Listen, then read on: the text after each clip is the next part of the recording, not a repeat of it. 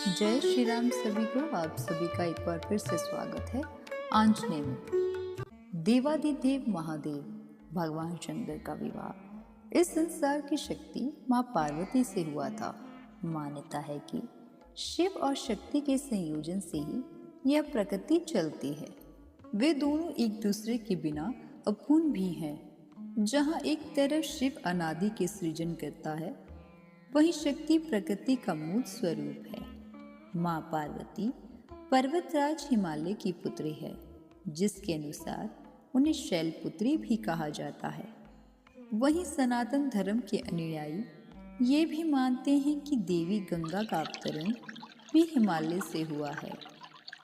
वामन पुराण के अनुसार जब भगवान विष्णु ने वामन रूप में अपना एक पैर आकाश की ओर उठाया, तब ब्रह्मा जी ने भगवान विष्णु के चरण धोकर जल को अपने कमंडल में भर लिया। इस जल की तेज से ब्रह्मा जी के कमंडल में गंगा का जन्म हुआ। ब्रह्मा जी ने गंगा को राजा हिमवान को सौंप दिया। इस तरह देवी पार्वती और गंगा दोनों बहनें हुई। उसी अनुसार देवी गंगा देवी पार्वती की बहन लगती है। शिव पुराण में एक ऐसी कथा मिलती है कि गंगा भी देवी पार्वती की तरह भगवान शिव को पति के रूप में पाना चाहती थी। देवी पार्वती नहीं चाहती थी कि गंगा उनकी सौतन बने। फिर भी गंगा ने भगवान शिव की घोर तपस्या की।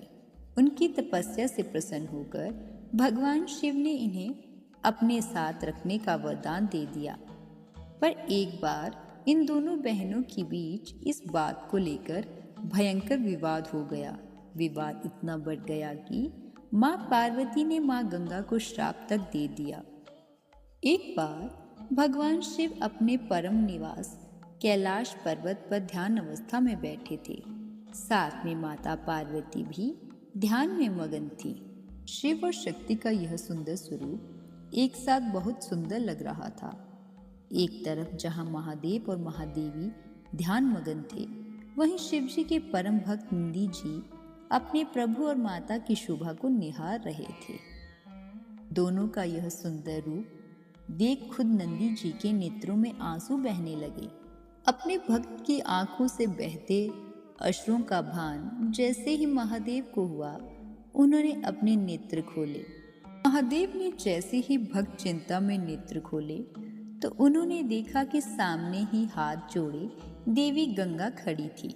गंगा को देख महादेव हैरान होते हुए बोले, देवी गंगा आप? हे आदि पुरुष, मैं आपके रूप को देखकर मैं आप पर मोहित हो गई हूँ। कृपा कर मुझे पत्नी रूप में स्वीकार करें।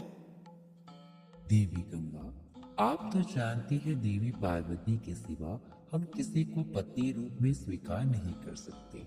हमारा विवाह पार्वती के साथ हुआ है और देवी पार्वती ही हमारी अर्धांगिनी है। हमने आपके तपस्या से प्रसन्न होकर आपको अपने शीश पर स्थान दिया है।